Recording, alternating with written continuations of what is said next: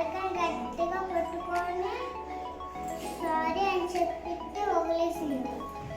So మా వాళ్ళు చెప్తే ఎలక వచ్చి వదిలేసింది తీసింది. ఆ తర్వాత ఒగ్గేసిన తర్వాత క్యాన్సిల్ అయ్యాయి.